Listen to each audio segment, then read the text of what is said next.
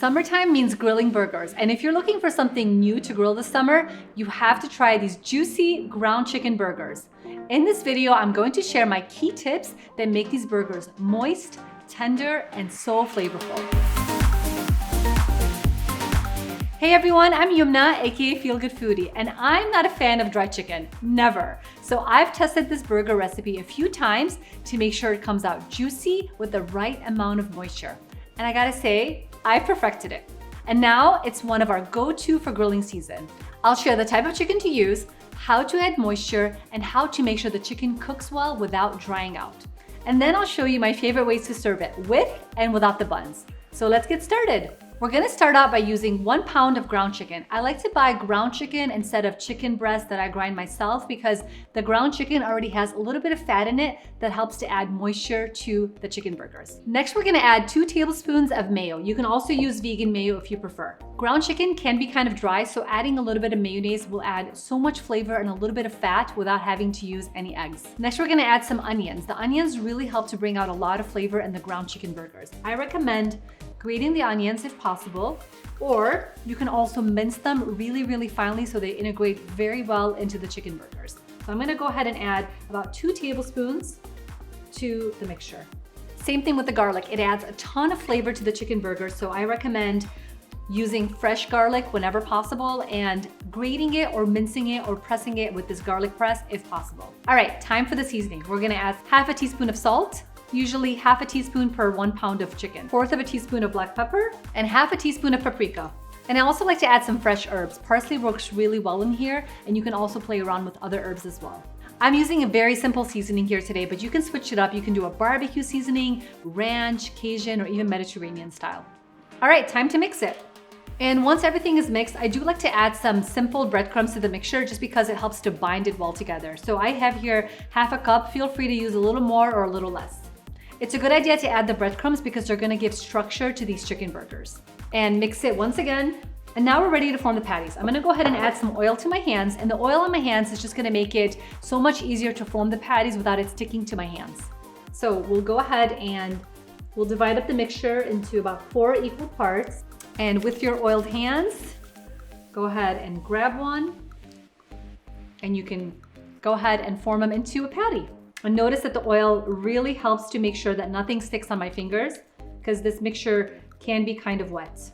Now I recommend indenting the burgers with your thumb just like this, because what's gonna happen is as they cook, they'll spring back up to become perfectly round patties.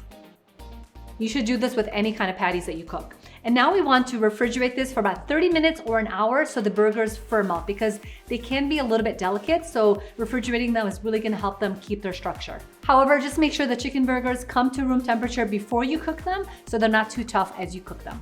While the chicken burgers are resting, it's a good time to go ahead and grill up some buns. So I have here some beautiful brioche buns and I'm gonna grill them on a grill pan. I do recommend doing this outside if you can. Check on these buns. They have beautiful grill marks on them. That's what we want. They're gonna make the burgers so much better.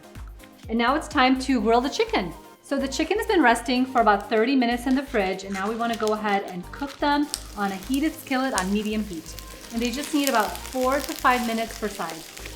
All right, they smell so good and they look completely done. And if you wanna check for doneness, I recommend using a thermometer and making sure that there's 165 degrees. So now I'm gonna go ahead and plate them. And I also recommend letting the chicken rest for about 5 minutes before you serve it. What's gonna happen is all the juice is gonna redistribute to the middle of the burger and it's just gonna taste so much more flavorful that way.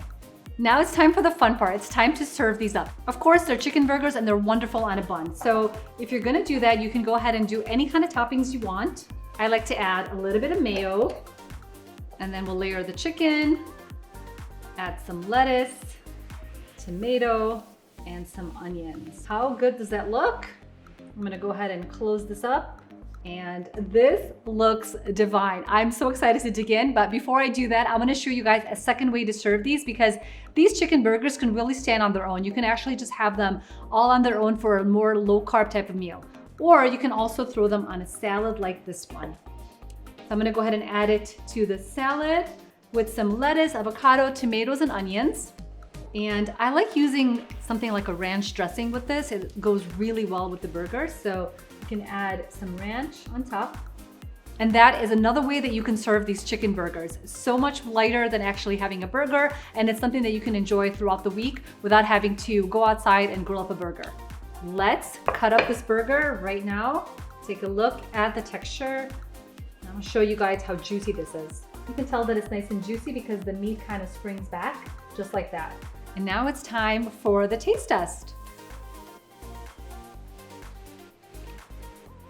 That was a big bite, but they're spiced perfectly, they're juicy, and they taste incredible. I cannot wait for you guys to try these. There is so much to love about this recipe, and I hope you love it as much as I do. I hope you try the recipe, and if you do, be sure to DM me, tweet me, Facebook me, or send me a comment because I love seeing and hearing about your kitchen recreations.